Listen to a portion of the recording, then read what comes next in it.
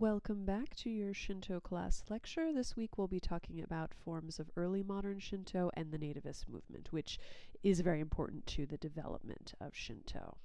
So thinking a bit about early modern Japan, what's going on in this period, which is again also referred to as the Edo period or the Tokugawa period. So the Tokugawa government implements rigid social control over all of Japanese society. Remember that this is coming on the heels of the Warring States period, a really long period of war, right? So to make sure that doesn't happen again, you have really strict government controls over everything. So one example of this is that your residence and your profession were fixed and your family theoretically could not deviate from that. So wherever you lived, what your profession was, and which class you were in theoretically could not be changed. And in order to enforce this, families had to register at their local temple. This is sometimes called the temple registration system for obvious reasons. So that meant, again, that their local temple would sort of know where and who they were. It also served as a form of census for the Tokugawa government. There were also really harsh travel restrictions in a few different ways. The most famous one is the closed country policy. After the 1630s, no one could leave Japan, and there was extremely limited foreign trade. In addition, it was hard to travel around within Japan. You would need special permits, and they would be checked at checkpoints like the images you see on the right. One real, one sort of imagined, but also placed right within this very period.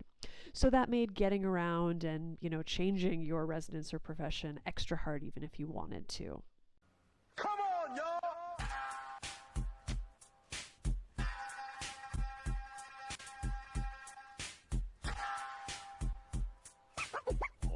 さてさて長崎を目指して遥かな旅を続ける無限と人と風の三人は二階江戸を旅立った後箱根の関所を越え駿河を越え浜松を越え What does this mean in terms of religious trends? Again, government control over religions and what they can do. This is most obvious in the case of Buddhist schools or sects, which had to submit a list of their core teachings and stick to them. These were the things that they taught, and again, they really couldn't change them. So this serves a couple of purposes. One is it obviously stifles innovation, right? Schools can't necessarily come up with new ideas. But it also means that the temples don't have a lot of power beyond their immediate area and their believers. And this is partially because there were some Buddhist schools who were involved in the Warring States period and rejected shogunal authority. Another thing we see is greater control of Shinto. If you remember Yoshida Shinto, which of course you do, they were in charge of licensing shrine priests and the establishment of new shrines as long as they weren't affiliated with the imperial family, right?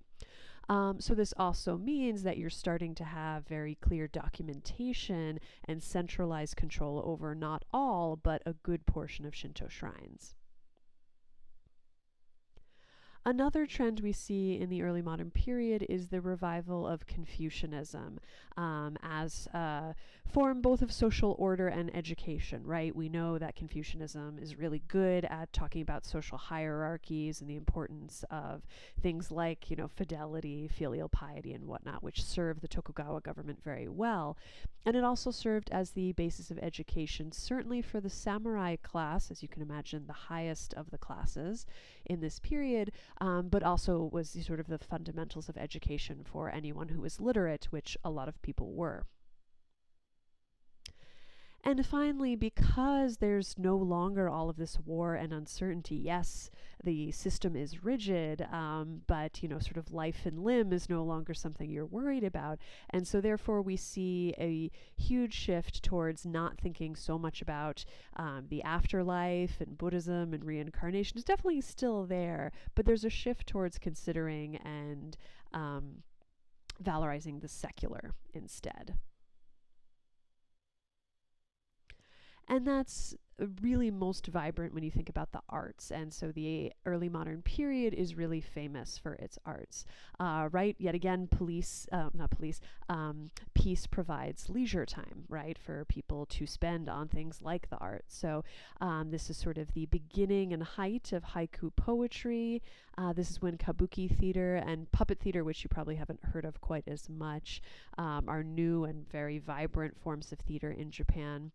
It's also when you see woodblock printing. It existed before, but technology and again leisure allowed woodblock printing to really take off.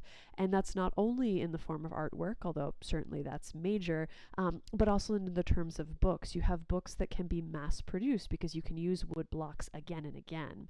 And that allows for a huge growth in literacy. It's thought that at the time, during the early modern period, that Japan was the most literate country in the world.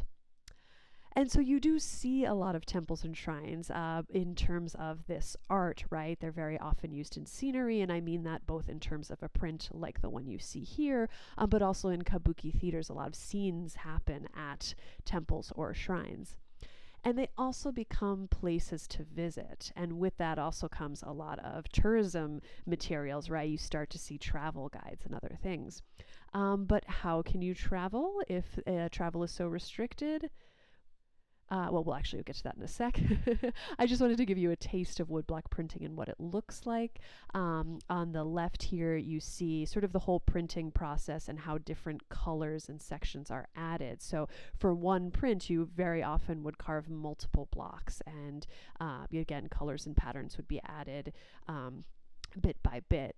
And you can see that this again is not only in terms of art, but in terms of writing. Here, you on the right, you have the actual carved block, carved backwards, by the way, all of those characters carved backwards, and then printed. So that would only take one block for one page.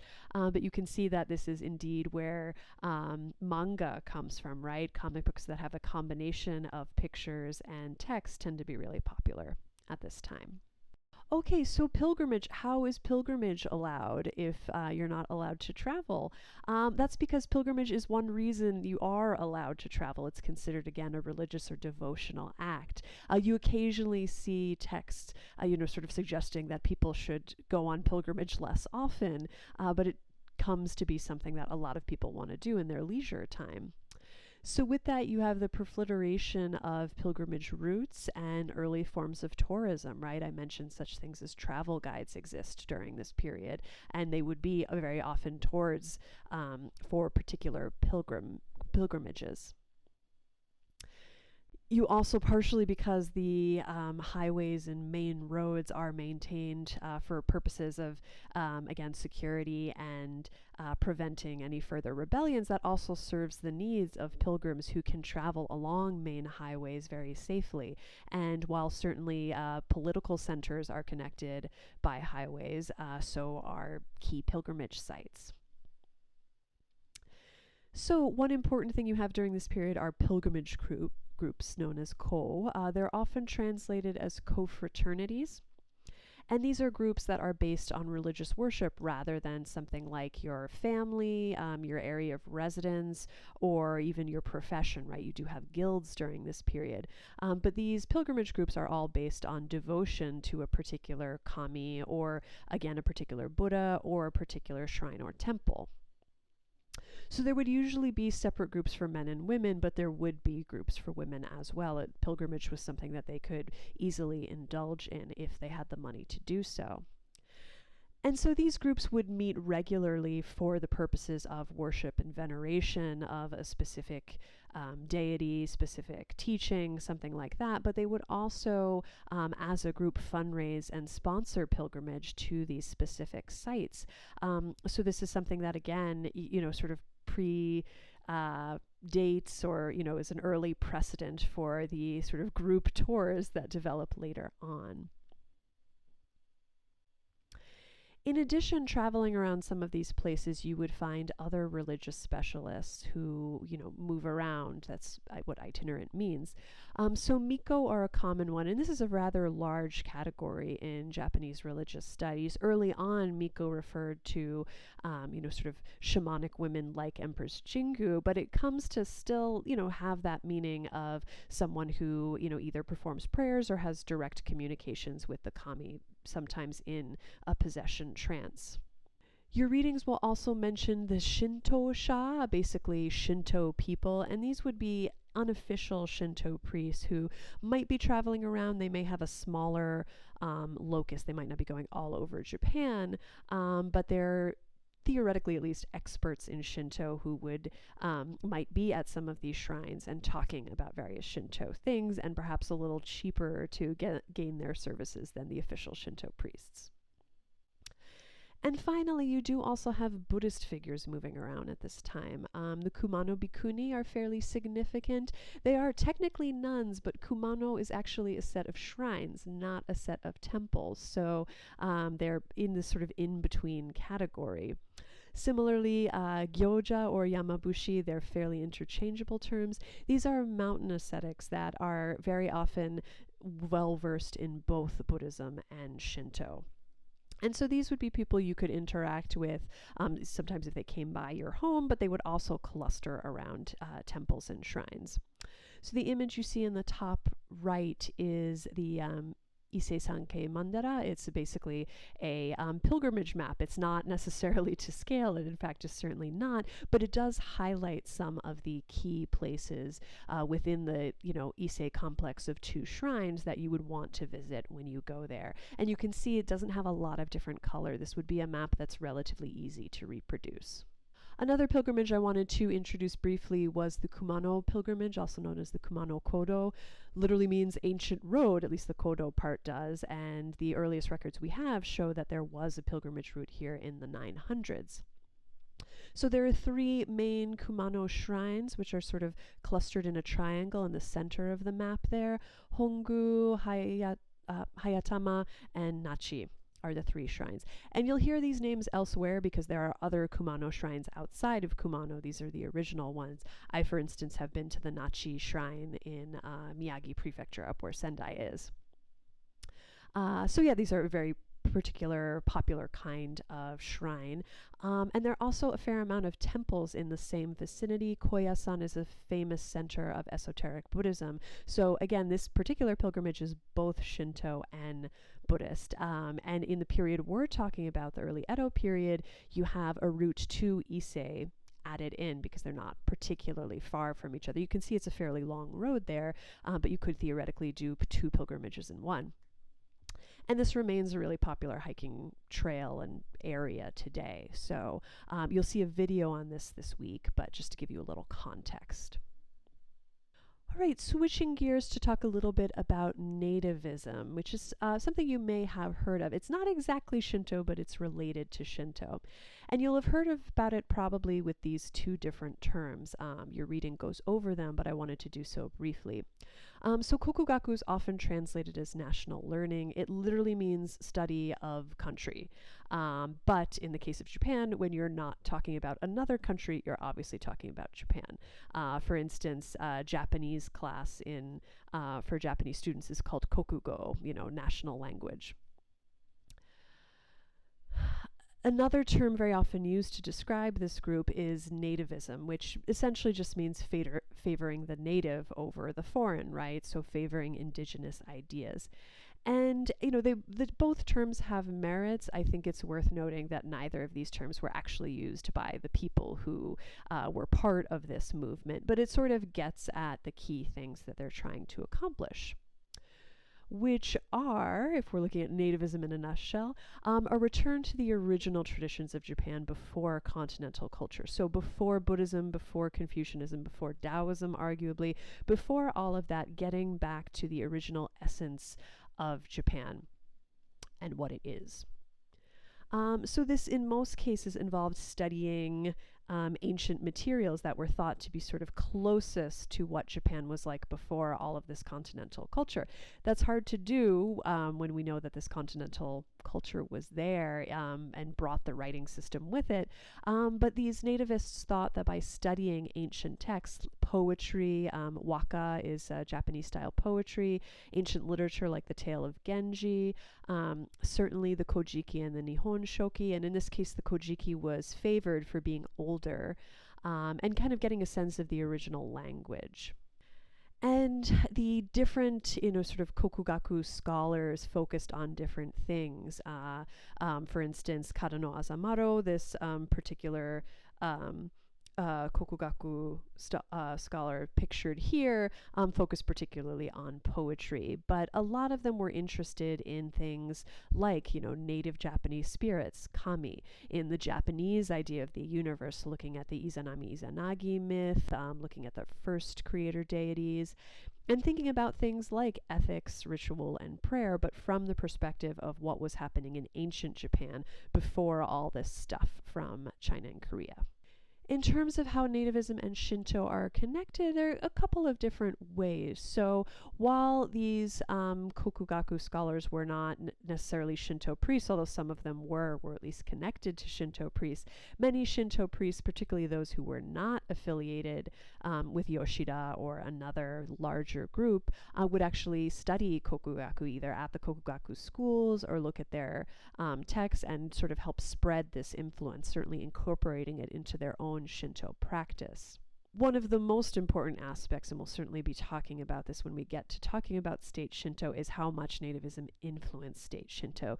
You can see already that while not every kokugaku scholar was necessarily talking about Japan's superiority over the continent, the implication is there, right? Just in terms of what they're trying to do. And so their ideas really influence what later becomes state Shinto and the exclusion of Buddhism that we see later on happening. All right, so I wanted to introduce you to two key nativists. You'll see in your reading that these are the two ones talked about, and they are arguably the two most famous of the Kokugaku scholars. And they have some things in common, although they both took a very different focus. So Norinaga, you'll note that a lot of times when talking about historical figures in Japan, you refer to them by their first name, and that's because, there are people with the same last name, right, especially in terms of key families and schools that carried on. So there are a lot of Motoris and a lot of Hiratas, which is why we're talking about them as Norinaga and Atsutane. So they're theoretically from different classes. Norinaga from a merchant family. Merchants were relatively low down on the social scale. Atsutane was of the samurai class, again, theoretically high up. But you'll notice that they both trained as doctors. That's because merchants, even though socially they were lower, they had a good amount of money, whereas samurai were increasingly poor throughout the Edo period. And so a mid-ranking samurai, Atsutane also happened to be a younger son, so he trained as a doctor in order to have a potential profession to go into.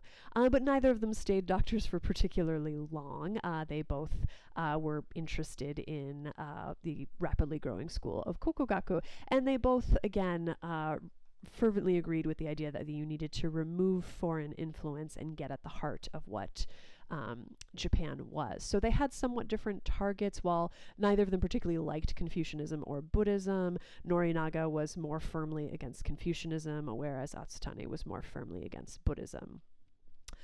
Other than that, however, they focused on quite different things. Norinaga is particularly known for his commentaries on the Kojiki and the Tale of Genji. No one was really reading the Kojiki at this period because for a long time the Nihon Shoki was seen as the much better historical text. But since the Kojiki was older and had somewhat older patterns of language, he spent a lot of time looking at the Kojiki, and a lot of current versions of the Kojiki in Japan will still have his translation of it from ancient Japanese into early modern Japanese. And he really emphasized the role of the emperor. Again, something we'll see is very important in state Shinto. He saw the emperor, not individual emperors as much as the emperor's system, as providing a link between humans and the kami. He also really emphasized the importance of emotional response. One reason he didn't like Confucianism is because he thought it was too rational. So when he's talking about kami, he emphasizes the importance of awe. When he was writing about the tale of Genji, he really emphasizes the different emotions being discussed there. Asutani's focus was different. He was more interested not in individual kami, but in the ideas of the other world, right? He really was interested in what happened, what is Yomi, what is this? And he thought that it was actually not another realm that the dead go to, but that they stay here or in Japan, but that they're in a sort of unseen realm. And this focus on what happens after death also led for him to advocate for the creation of Shinto funerals, which had been there. The Yoshida family had used them somewhat, but Buddhism or funerals were primarily the province of Buddhism. He also was really interested in folklore and folk religion. While he did look at old texts, just like Norinaga did, he really focused in particular on what the common people were doing in terms of both folklore and folk religion, because he thought that they were less influenced by Buddhism and other ideas. So he it was in some ways an early ethnographer. He interviewed shamans and wrote down folk ideas and whatnot. He also worked a little bit more closely with Shinto priests and schools, particularly to get these Shinto funerals taken up with. Finally, the Hirata school that endures after Atsutane's death quickly gained a lot of popular support. You can see from, again, this sort of emphasis on the ordinary people as a sort of bastion of knowledge. So they were eager to work with the ordinary people. And they also got this sort of restoration Shinto movement going, which involved, among many other things, the restoration of the Bureau of Kami Affairs, right? The Jingikan we saw way back when, which, sort of existed but wasn't doing much. So they thought, again, that Shinto should be a clearer part of government, which again leads into state Shinto. So that's why these guys are very important. All right, so in terms of materials for the week, you have 2 chapters from Helen Hardacre's book, Shinto, A History. Again, Hardacre's a really famous scholar of Shinto. Her book's a little dense, so, be patient with it, but the first chapter has to do with shrine life and pilgrimage, and the second chapter has to do with Shinto and Kokugaku. You'll have a video about the Kumano pilgrimage that I hope you'll find interesting. And as you know already, on Friday, your projects are due by the end of day. So for group work, we'll have same as before. You'll share projects and provide feedback within your groups. So again, same format as the first project, but I'll put up a little spiel on your group work page anyway. Finally, your discussion questions, a couple on pilgrimage. How does early modern pilgrimage and shrine life differ from early forms of Shinto? Are we seeing anything new here? How does the Kumano pilgrimage differ from Edo period pilgrimage? What sort of seems different? As once you see that video, you'll be able to answer this. And could we consider early modern Shinto a popular religion? We certainly see growth in Shinto practice in various ways. So now, again, can we consider it a popular religion? Again, more of an organized religion? Thinking about Shinto and Kokugaku, what's the relationship between them? I've certainly offered some suggestions. You'll find more in your reading. But how are they complementary? How are they different? And lastly, what distinguishes the approach of nativists from the Watarai and Yoshida schools we learned about this past week? All right, thanks for your attention and see you next time.